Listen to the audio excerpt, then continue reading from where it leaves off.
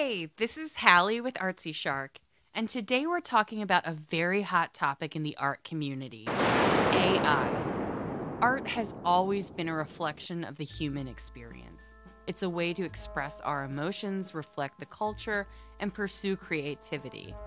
But what happens when technology enters the picture?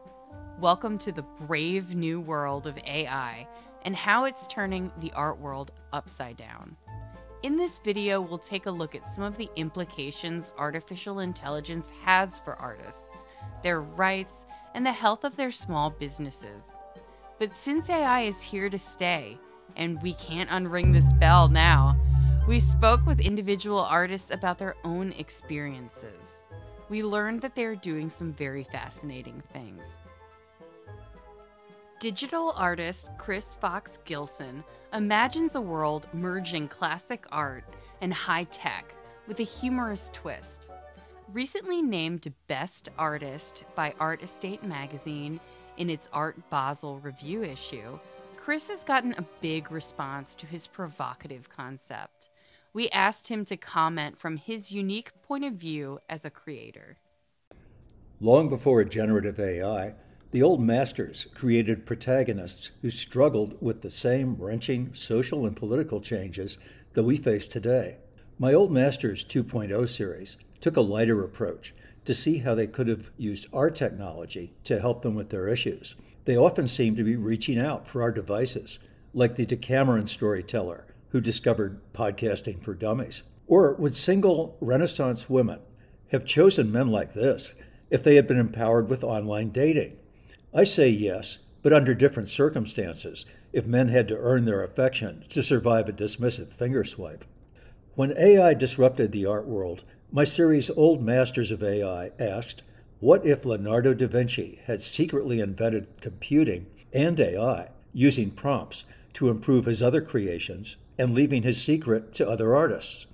So Van Gogh used it to create Night Cafe, and Dali to imagine persistence of memory, and even Walt Disney to create Mickey Mouse.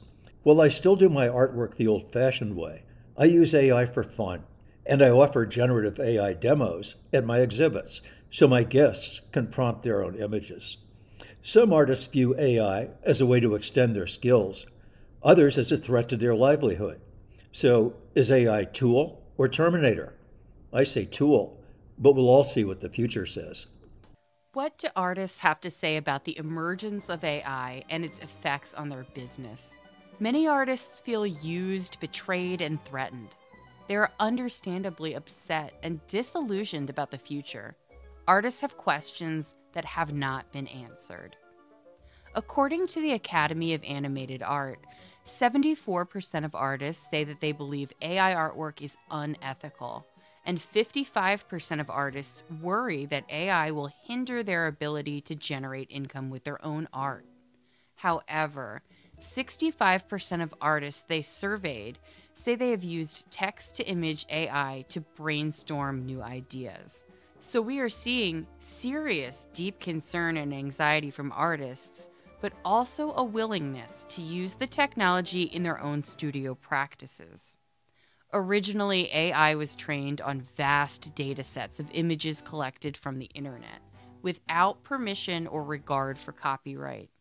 Platforms like Stable Diffusion, DALL-E, and Midjourney use this data to generate images which can replicate an artist's style within seconds and without attribution.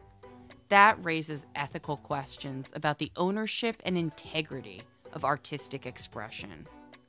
Was your artwork used as part of this training? Find out on the website haveibeentrained.com, where you can request that your images be removed from the training if they were. The troubling aspects of AI in a world unprepared for the reach of this technology reflects a need for robust laws and regulations to protect artists. While AI laws have been passed in the European Union, legislation is still in the early stages in the United States. This is slowly unfolding as we navigate into an uncertain landscape. Meanwhile, human artists can't be shut down. Let's take a look at an artist who adapted AI to use as an amazingly creative tool. This is Leisa Rich. I am a fiber and mixed media artist working with all formats from 2D to installation and viewer interactive to wearable sculptures.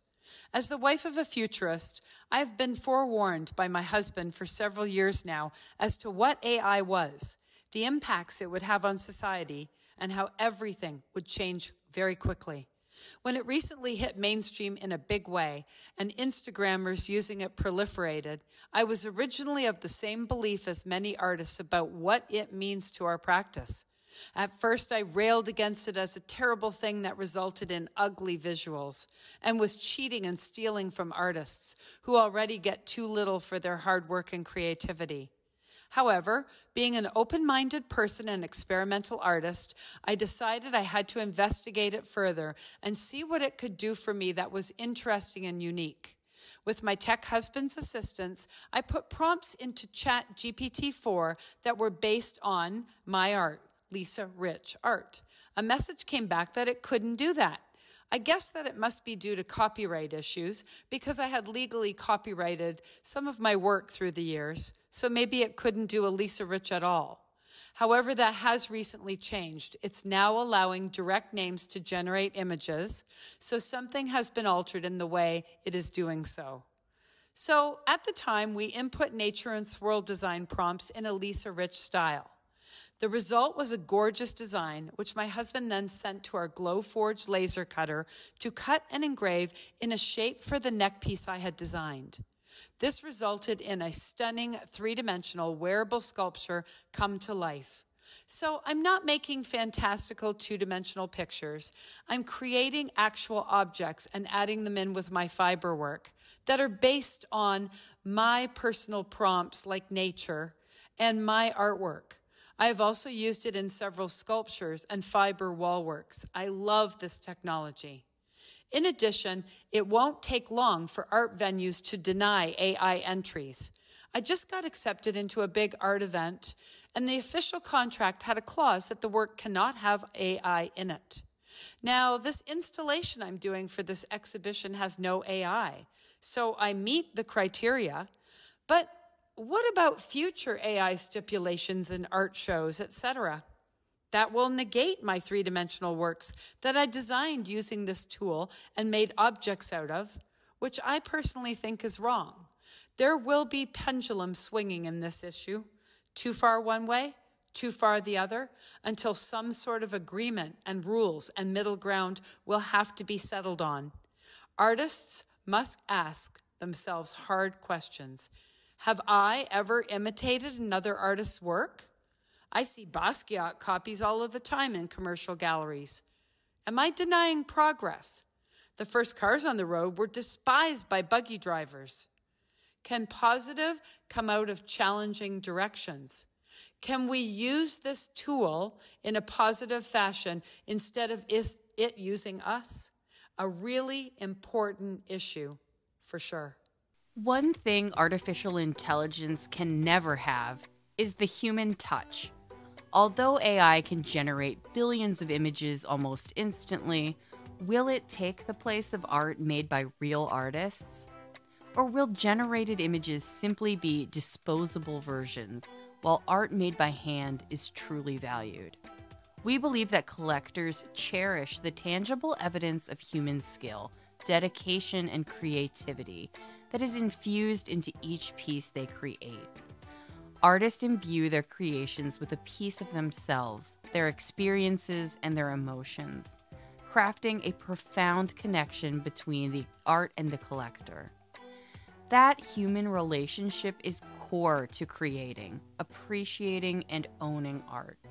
The heart and soul that humans have always brought to their work is irreplaceable and will endure through time.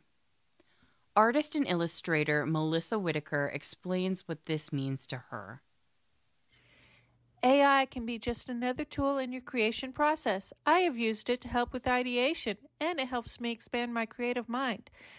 AI cannot produce emotions like passion and anger. That comes from the artist's soul. It doesn't have a voice in the human perspective of life. There was a time when people thought photography would replace art, but it didn't. It simply became another tool, medium. to use. The industry is working diligently to help artists protect their work with programs like Glaze and Nightshade that make it difficult for AI to scrape the artist's data and use it for training. AI is here to stay, and it is the future. People need to learn how to make AI work for them and not give it power. The human mind is extremely creative. After all, it created AI. I worry more about AI being used in nefarious ways to fool people and alter reality than to put artists out of business. It's our responsibility to use it wisely. Generative artificial intelligence does more than image creation, much more. Artists in business could use AI tools for many purposes to streamline their to-do list and create effective materials. AI is not a standalone solution. You as the creator add input, make decisions, and review the results. But AI can speed up your tasks by using your style, voice, and vision. How could artists put this to use?